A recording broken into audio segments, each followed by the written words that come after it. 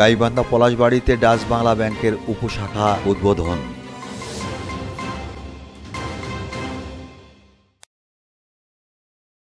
আসসালামু আলাইকুম। এমকে টেলিভিশনের নিয়মিত সংবাদে আপনাদের স্বাগত জানাচ্ছি আমি আশুরা খাতুন নদী। শুরুতেই শুনলেন সংবাদ শিরোনাম, এখন ডেস্ক থেকে বিস্তারিত।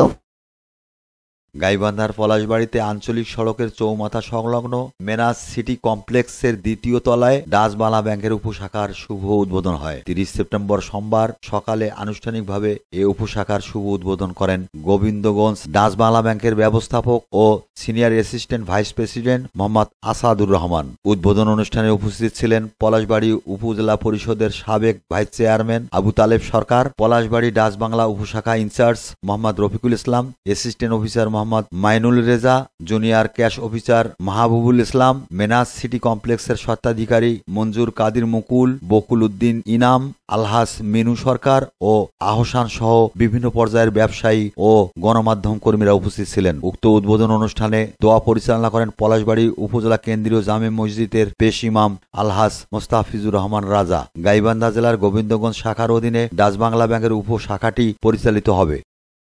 ওয়াহিদুল ইসলাম, নিউজ ডেস্ক, এমকে টেলিভিশন।